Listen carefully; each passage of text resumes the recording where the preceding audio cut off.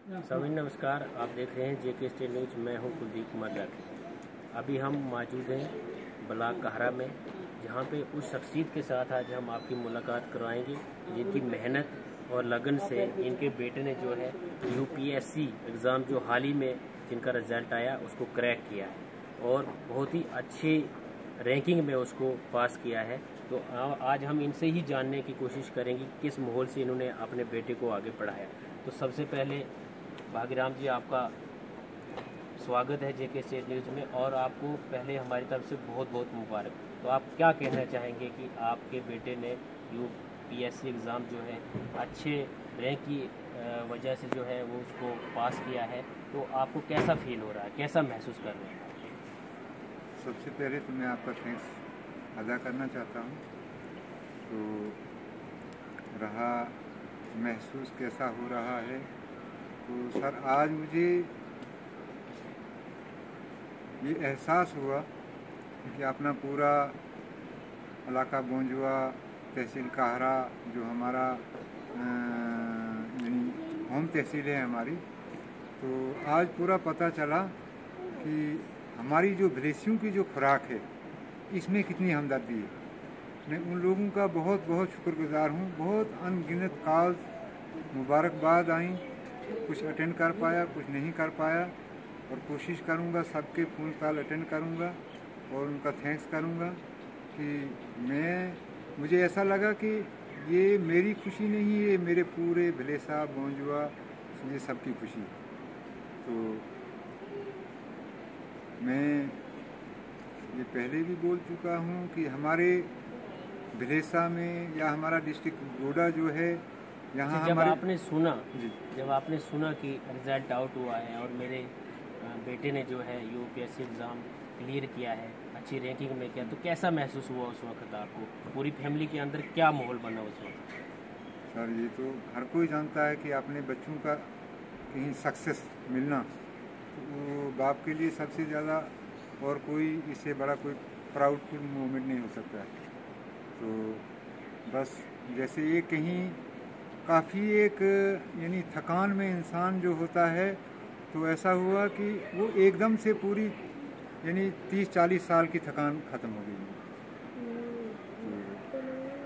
अच्छा, उसकी जो स्कूलिंग है, जो उसका जो खर्चा है, यानी कि यहाँ का जो माहौल है, उसकी स्कूलिंग के बारे में थोड़ा आप बताएं कि किस माहौल से आपने उसको जो है सपोर्ट किया, कैसे आपने उसको आगे बढ़ाया, और उसकी मेहनत के बारे में थोड़ा सा हमें बताएं।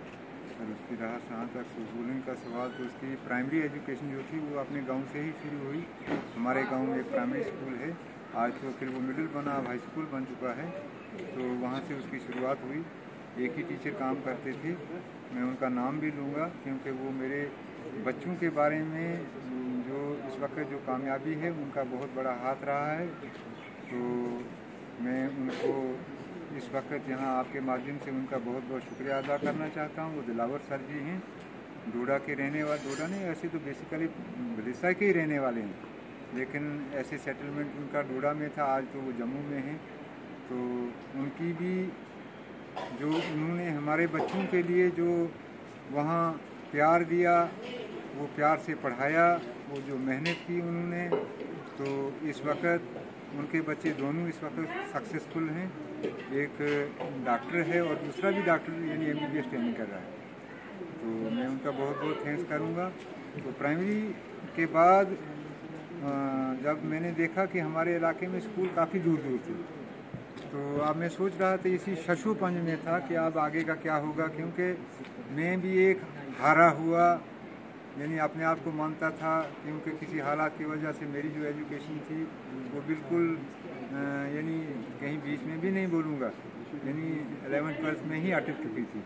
तो मेरे वालिद साहब काफ़ी उम्र दराज हो चुके थे, उनकी डेथ हो चुकी थी, मुझे कोई भाई नहीं, मैं अकेला था। तो मैं अब चाह रहा था कि मैं तो हार गया, लेकिन आगे मैं क्या करूं कि आगे अगर बच्चों का कुछ होगा तो फिर से मैं रिकवर हो सकता हूं। तो मुझे जहन में ऐसा है कि मैंने सुना था कि आरनोडा डोडा में एक स्कूल है जवाहर नवोदय विद्यालय, तो वहाँ के लिए कहीं अगर बच्चा अगर सिलेक्ट हो जाए तो वहाँ पढ़ाई अच्छी होती है। तो मुझे पता नहीं था कि वहाँ के लिए एडमिशन कैसे होती है क्या नहीं। तो फिर मैंने पता शता किया कि नहीं जी 5th पास करने के बाद वहाँ के लिए वो क्या कहते हैं एडमिशन फार्म भरे जाते हैं, तो वहाँ फिर एग्ज़ाम होता है, टेस्ट होता है, तो जो बच्चे वहाँ निकले तो वहाँ उनको एडमिशन मिल सकती है। तो मैंने यानी काफ़ी यानी 8-10 दिन मेहनत की। मैं भटियास गया, डोडा गया, किश्तवाड़, द्राक्षाला चक्कर लगाए, अच्छे जो लोग थे उनसे पूछा कि वो स्कूल कहाँ है, कैसे एडमिशन होगी, तो मुझे उन्होंने खैर वो रास्ता दिखा दिया। तो मैंने वहाँ बच्चे का वो फार्म भर दिया, खुद ही मैंने तैयारी श्यारी उसकी करवाई, पढ़ाया, खुद ही घर में ही पढ़वाया। तो आखिरकार बच्चा वहाँ सिलेक्ट हो गया। तो वहाँ से फिर उसकी एजुकेशन वहाँ हुई। उसके बाद उसकी ग्रेजुएशन वो भद्रवा से हुई और उसकी वो पीजी वगैरह भी भद्रवा से हुई। तो अपने ही डिस्ट्रिक्ट में उसकी एजुकेशन हुई थी। तो उसके बाद फिर जम्मू में ही रहा। तो जम्मू में कोई कोचिंग का सहारा नहीं लिया, खुद ही पढ़ता रहा और मुझसे भी जो कुछ हो सकता था मेरा हर वक्त उसके साथ कांटेक्ट रहता था। तो जब भी मैं यानी ये था कि दिन में मैं 3 बार उसको कांटेक्ट करता था। तो जब सोने के वक्त उससे बात होती थी तो मुझे भी नींद आती थी, नहीं तो मुझे भी नींद नहीं आती थी। यानी अगर किसी दिन अगर किसी वजह से अगर फोन नहीं हुआ, कभी किसी टाइम आपको तंग करता है किसी चीज़ के लिए, पढ़ाई के वक्त किसी चीज़ के लिए किसी चीज़ की ज़रूरत होती, तंग करता आपको, या आप खुद ही उसको सारा मैनेज कर लेते थे, पहले से ही मैनेज करते थे? ऐसी कंप्लेंट कभी नहीं आई, बिल्कुल कभी ऐसी कंप्लेंट नहीं आई। तो क्योंकि यही मुझे उसके अंदर एक क्वालिटी दिखती थी कि ये कुछ कर सकता है। तो मेरा उसके साथ बस यही था कि आप कर सकते हो, जो आपका काम है वो करो और जो मेरा काम है जो मुझ तक है वो मैं करूँगा, लेकिन हारना नहीं, ये करते रहना, एक न एक दिन सक्सेस मिलेगी। ये सबसे ज़्यादा रोल किसका रहता है इसमें? एक टीचर का रहता है, माँ बाप का रहता है, या पूरी फैमिली का कैसा रहता है इसमें? मतलब किसकी सपोर्ट से ज़्यादा बच्चा आगे बढ़ सकता है? तो जैसे जैसे इंसान की ग्रोथ होती है, सबसे पहले तो एक बच्चा जब उसकी उम्र कम होती है तो वो यानी पेरेंट्स के अंदर ही उसका घर में ही होता है, पूरा एनवायरनमेंट जो वहाँ से ही शुरू होता है। फिर नेक्स्ट उसका जो टीचर होता है, फिर सबसे ज़्यादा जिम्मेदारी तो उसी की है, उसी के हाथ में उसका पूरा फ्यूचर होता है। फिर उससे आगे निकलते फिर अपने एक यार दोस्त होते हैं। अगर अच्छी एक कंपनी मिल जाती है तो लिखे पढ़े जो यार दोस्त मिल जाते हैं तो उनकी गाइडलाइंस जो होती है, उनका जो सहयोग होता है वो बहुत एक इंसान के सक्सेस के लिए बहुत ही यानी फायदेमंद। बस इसमें अगर इंसान थोड़ा सा भटके किसी दूसरी सोसाइटी में अगर चला जाए तो फिर कुछ और भी नेगेटिव रिजल्ट भी आ सकते हैं। अच्छा, लास्ट में दूसरे पेरेंट्स के लिए, पूरे इलाके के लिए आप तो एक रोल मॉडल बन चुके हो कि आपने अपने बच्चे की बहुत सपोर्ट की। दूसरे बच्चों के लिए आपका क्या मैसेज रहेगा, और उनके पेरेंट्स जो है उनके लिए क्या मैसेज रहेगा कि किस माहौल से अपने बच्चे को आगे बढ़ाना चाहिए? जी सर, ये बहुत इम्पोर्टेंट क्वेश्चन पूछा आपने। तो ये हर बच्चे के लिए यानी ये ऐसी बात नहीं कि कोई नहीं कर सकता है, हर कोई कर सकता है। सिर्फ इसको देखना है, इसको पढ़ना है कि ये कैसे किया जा सकता है।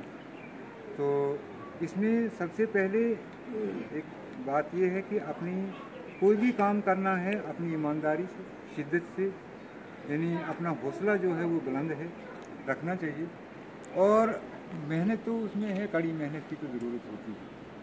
तो हर कोई बच्चा कर सकता है। और हमारे डिस्ट्रिक्ट डोडा में हमारे बच्चों में टैलेंट की कोई कमी नहीं है। बहुत सारे बच्चे और बहुत सारे फील्ड्स में हमारे बच्चे काम कर रहे हैं और कुछ यानी वहाँ पहुँच चुके हैं, सक्सेसफुल है, वो कर रहे हैं।